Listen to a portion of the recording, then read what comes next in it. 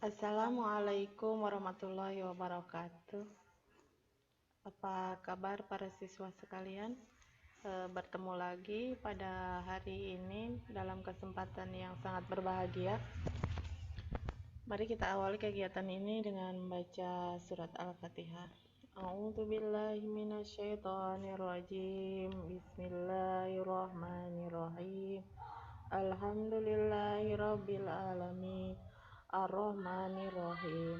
Maliki yaumiddin. Iyyaka na'budu wa iyyaka nasta'in. Ihdinas siratal mustaqim. Siratal ladzina an'amta 'alaihim ghairil maghdubi 'alaihim waladdallin. Rabbighfirli wa liwalidayya amin. Alhamdulillah, mudah-mudahan semuanya sehat ya. Baik, untuk pertemuan kita yang kedua setelah PTS ini, kita akan membahas tentang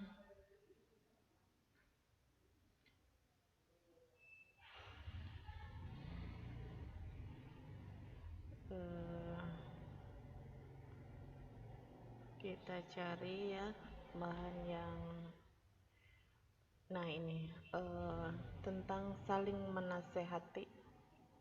Pernah ya saling menasehati dengan teman, mungkin dengan adik, dengan saudara. Dan ini adalah kewajiban kita untuk menasehati orang lain. Saling menasehati. Terdapat pada Quran surat Al-Luqman ayat 13 dan 14. A'udzubillahi minasyaitonirrajim. Bismillahirrahmanirrahim. Wa idh qala Luqmanu libni wa huwa ya'idhuhu ya bunayya la tusyrik billah inna syirka la zulmun 'adzim. Wa wasaynal insana biwalidayhi hamalathu ummuhu wanan ala wanin wa fisaluhu fi madnina aniskur li wali walidayka ilayyal masir. Shadaqallahul azim. Artinya, dan ingatlah ketika Luqman berkata kepada anaknya ketika dia memberi pelajaran kepadanya, wahai anakku, janganlah engkau mempersekutukan Allah. Sesungguhnya mempersekutukan Allah adalah benar-benar kezaliman yang besar. Kemudian untuk arti dari ayat yang ke-14 ini yaitu, dan kami perintahkan kepada manusia agar berbuat baik kepada kedua orang tuanya, yaitu kepada ibunya yang telah mengandung dalam keadaan lemah yang bertambah-tambah dan menyapihnya dalam usia 2 tahun. Bersyukurlah kepadaku dan kepada kedua orang tuamu, hanya kepadaku engkau akan kembali. Apa yang terdapat di dalam kandungan ayat pada surat Luqman ayat 13 dan 14 ini?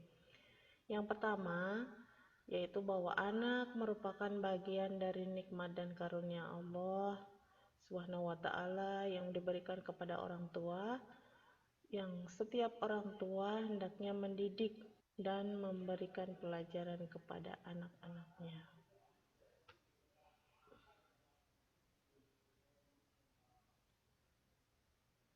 Kemudian yang kedua adalah bentuk dari nasihat atau pelajaran yang penting sekali untuk disampaikan kepada orang tua, kepada anak-anaknya, yaitu perintah untuk tidak mempersekutukan Allah atau dikenal dengan dosa syirik.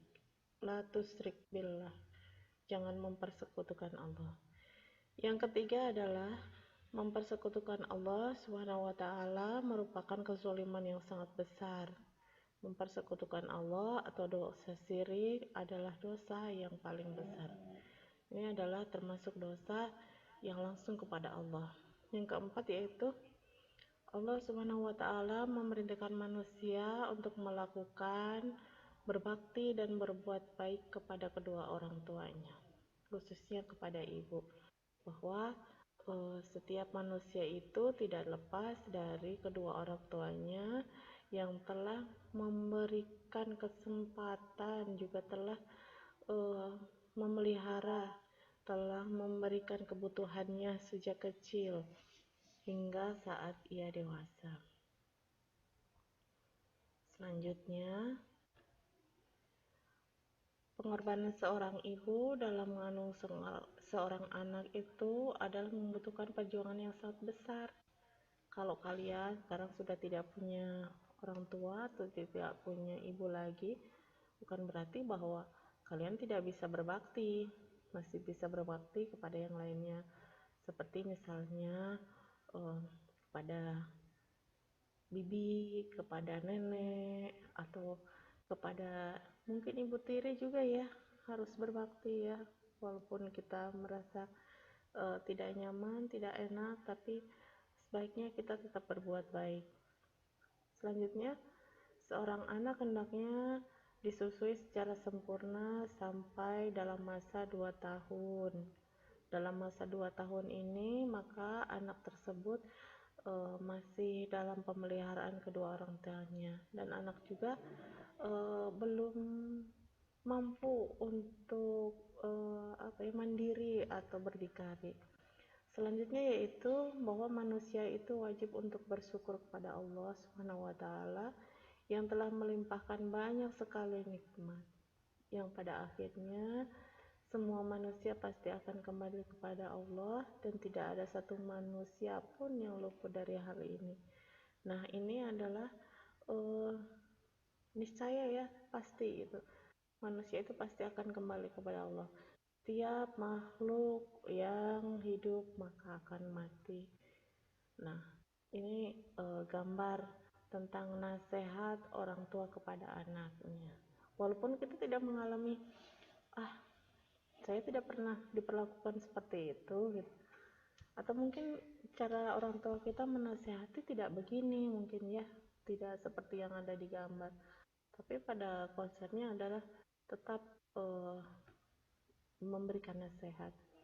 Nah, ini gambar apa? Gambar banyak orang menggunakan kendaraan bermotor, membawa senjata tajam. Nah, bagaimana caranya kita bisa menasehati teman-teman kita yang tidak sesuai dengan aturan yang sebenarnya? Banyak sekali ya. Ada geng motor, ada menyakiti fisik orang lain, ada lagi menggunakan jalan raya tidak pada kesesuaiannya, menggunakan helm tapi menyakiti orang lain, atau menggunakan helm tetapi menggunakan motor dengan seenaknya di jalan, kebut-kebutan dan lain sebagainya. Nah, ini gambar apa ini? Ada orang yang sedang dalam ujian atau tes, kemudian salah satunya sedang mencontek. Ini bagaimana?